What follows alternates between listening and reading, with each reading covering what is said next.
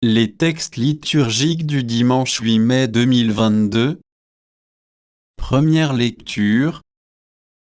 Nous nous tournons vers les nations païennes, Actes 13, 14.43 Lecture du livre des Actes des Apôtres. En ces jours-là, Paul et Barnabé poursuivirent leur voyage au-delà de Perge et arrivèrent à Antioche de Pisidie. Le jour du sabbat, ils entrèrent à la synagogue et prirent place. Une fois l'assemblée dispersée, beaucoup de Juifs et de convertis qui adorent le Dieu unique le suivirent. Paul et Barnabé, parlant avec eux, les encourageaient à rester attachés à la grâce de Dieu. Le sabbat suivant, presque toute la ville se rassembla pour entendre la parole du Seigneur. Quand les Juifs virent les foules, ils s'enflammèrent de jalousie. Ils contredisaient les paroles de Paul et l'injuriaient. Paul et Barnabé leur déclarèrent avec assurance, « C'est à vous d'abord qu'il était nécessaire d'adresser la parole de Dieu, puisque vous la rejetez et que vous, même ne vous jugez pas digne de la vie éternelle, eh bien nous nous tournons vers les nations païennes. C'est le commandement que le Seigneur nous a donné de J'y ai fait de toi la lumière des nations pour que, grâce à toi, le salut parvienne jusqu'aux extrémités de la terre. » En entendant cela, les païens étaient dans la joie et rendaient gloire à la parole du Seigneur. Tous ceux qui étaient destinés à la vie éternelle devinrent croyants. Ainsi la parole du Seigneur se répandait dans toute la région.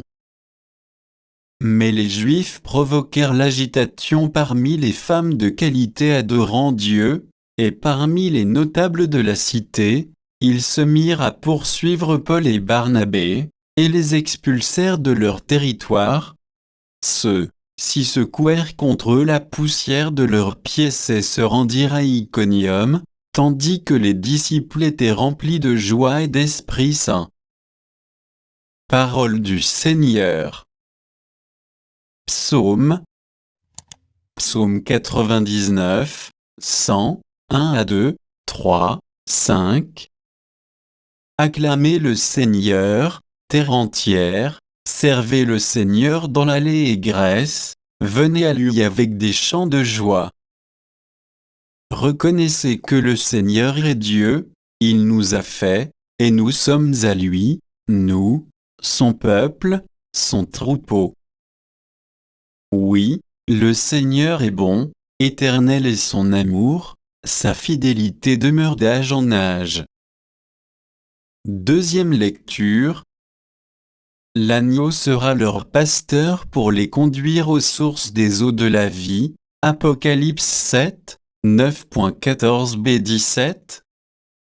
Lecture de l'Apocalypse de Saint Jean. Moi, Jean, j'ai vu, et voici une foule immense, que nul ne pouvait dénombrer, une foule de toutes nations, tribus, peuples et langues. Ils se tenaient debout devant le trône et devant l'agneau, vêtus de robes blanches, avec des palmes à la main. L'un des anciens me dit, « Ceux-là viennent de la grande épreuve, ils ont lavé leurs robes, ils les ont blanchies par le sang de l'agneau. C'est pourquoi ils sont devant le trône de Dieu, et le servent, jour et nuit. Dans son sanctuaire celui qui siège sur le trône établira sa demeure chez eux. Ils n'auront plus faim, ils n'auront plus soif, ni le soleil ni la chaleur ne les accablera. Puisque l'agneau qui se tient au milieu du trône sera leur pasteur pour les conduire aux sources des eaux de la vie, et Dieu essuiera toute larme de leurs yeux. » Parole du Seigneur. Évangile. À mes brebis, je donne la vie éternelle. Jean 10, 27 à 30. Évangile de Jésus-Christ selon saint Jean.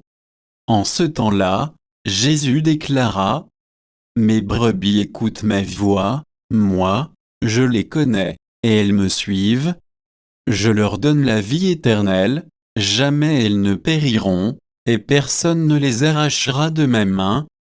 Mon Père, qui me les a donnés, est plus grand que tout, et personne ne peut les arracher de la main du Père.